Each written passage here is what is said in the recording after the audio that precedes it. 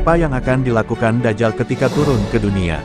Yang paling harus diingat sebelum mengetahui siapa itu Dajjal, yang akan dilakukan Dajjal adalah, ia akan mengaku dirinya Nabi, Al-Masih, kemudian Dajjal akan mengaku bahwa dirinya itu Tuhan. Yang paling jadi pertanyaan adalah, kepada siapa dia mengaku Nabi dan Al-Masih? Kepada siapa dia mengaku bahwa dirinya Tuhan? Berikut akan kita bahas. Kepada siapa Dajjal mengaku Nabi dan juga Al-Masih? Dajjal akan mengaku Nabi dan Al-Masih kepada orang-orang yang beragama Islam dan tidak sedikit yang percaya, melainkan banyak. Tentunya orang-orang yang percaya itu yang memeluk agama Islam KTP atau Islam yang sering melanggar syariat-syariat dari Allah Subhanahu wa Ta'ala. Dan kepada siapa Dajjal mengaku Tuhan? Dajjal akan mengaku Tuhan kepada orang-orang Nasrani, karena atas izin Allah Subhanahu wa Ta'ala Dajjal akan diberikan kemampuan seperti mukjizatnya Nabi Isa alaihi salam yang sering orang Nasrani sebut Tuhan Yesus, yaitu menghidupkan orang mati. Sehingga ada kemungkinan bahwa akan banyak orang-orang Nasrani yang mempercayai tipu daya Dajjal. Kenapa Dajjal bisa melakukan hal itu? Wajah Dajjal akan mirip dengan wajah Nabi Isa alaihi salam, sehingga ia bisa mengaku sebagai Nabi kepada orang-orang yang memeluk agama Islam, dan mengaku Tuhan kepada orang-orang Nasrani. Apa sebenarnya tujuan Dajjal melakukan hal itu? Dajjal ingin menyatukan semua agama samawi, hingga ia bisa mendoktrin orang-orang agar menyembahnya dan menjadikannya Tuhan. Kronologi Dajjal, ini berawal dari pengkhianatan Yudas Iskariot kepada Yesus Nabi Isa alaihi salam, yang menyebabkan Yesus Nabi Isa alaihi salam terancam disalib. Coba perhatikan ayat di Alkitab berikut ini, Yudas, yang mengkhianati Yesus, tahu juga tempat itu, karena Yesus sering berkumpul di situ dengan murid-muridnya. Yohanes 18:2. Di situ diceritakan Yudas Iskariot, salah satu muridnya Yesus Nabi Isa alaihi salam ingin mengkhianati Yesus Nabi Isa alaihi salam untuk diserahkan kepada orang yang ingin menghakimi Yesus Nabi Isa alaihi salam dan yang mengancam akan menyalib Yesus Nabi Isa alaihi salam. Dan apa yang terjadi pada Nabi Isa alaihi salam?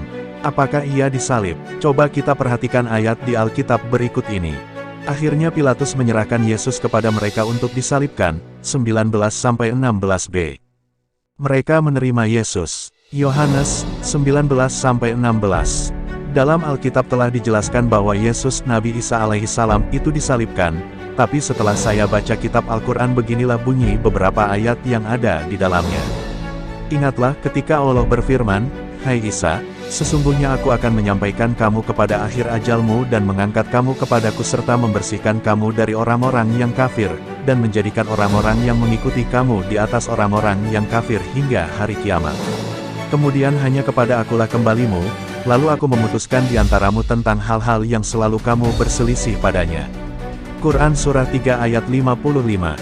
Dan karena ucapan mereka, sesungguhnya kami telah membunuh Al-Masih, Isa putra Maryam, Rasul Allah, padahal mereka tidak membunuhnya dan tidak pula menyalibnya, tetapi, yang mereka bunuh ialah orang yang diserupakan dengan Isa bagi mereka.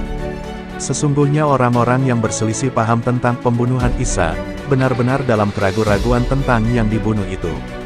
Mereka tidak mempunyai keyakinan tentang siapa yang dibunuh itu, kecuali mengikuti persangkaan belaka. Mereka tidak pula yakin bahwa yang mereka bunuh itu adalah Isa, tetapi, yang sebenarnya Allah telah mengangkat Isa kepadanya. Dan adalah Allah Maha Perkasa lagi Maha Bijaksana. Quran Surah 4, ayat 157-158. Di Al-Quran kitab yang turun setelah Injil itu dijelaskan bahwa Nabi Isa alaihi salam tidak disalib, melainkan diangkat, lalu dijelaskan lagi bahwa yang disalib itu adalah orang yang diserupakan wajahnya dengan Nabi Isa alaihi salam. Lalu siapa orang yang diserupakan wajahnya itu? Pendapat terkuat adalah Yudas Iskariot, pengkhianat Nabi Isa alaihi salam. Yesus setelah Yesus Nabi Isa diangkat oleh Allah, Yudas diserupakan wajahnya menjadi mirip Nabi Isa alaihi salam. Setelah 3 hari, Nabi Isa alaihi salam yang bangkit, atau Yudas yang bangkit. Pemeluk Nasrani pada saat ini masih berprasangka bahwa Yesus Nabi Isa alaihi salam lah yang dibangkitkan pada hari ketiga. Padahal yang dibangkitkan itu adalah Yudas Iskariot yang mereka benci sebagai pengkhianat.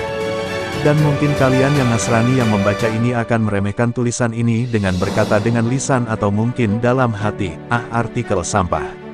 Tapi begitulah kenyataannya, bahwa itu Yudas yang bangkit dan naik ke langit. Biar saya jelaskan kronologinya sehingga kalian tahu apa hubungan ini semua dengan Dajjal. 1. Yudas Iskariot mengkhianati Nabi Isa alaihi salam. 2. Nabi Isa alaihi salam terancam dihakimi. 3. Nabi Isa alaihi salam diangkat oleh Allah. 4. Yudas wajahnya diserupakan dengan Nabi Isa alaihi salam. 5. Yudas Iskariot yang menerima hukuman salib karena dikira Nabi Isa alaihi salam. 6. Yudas Iskariot wafat dengan luka-luka akibat disalib dan dipakaikan mahkota-mahkota duri. 7. Yudas dikubur. 8. Yudas dibangkitkan pada hari ketiga. 9. Saat kebangkitannya, Yudas telah dibersihkan terlebih dahulu luka-lukanya oleh Allah Subhanahu wa Ta'ala. Dengan wajah yang masih serupa dengan Nabi Isa alaihi salam, hanya satu yang ditinggalkan oleh Allah, yaitu kebutaan mata kiri Yudas dan luka di dahi Yudas yang disebabkan oleh mahkota berduri yang dikenakannya ketika Yudas disalib. 10. Yudas naik ke langit setelah disalib dan ditangguhkan hingga akhir zaman. 11. Dan Dajjal itu adalah Yudas Iskariot.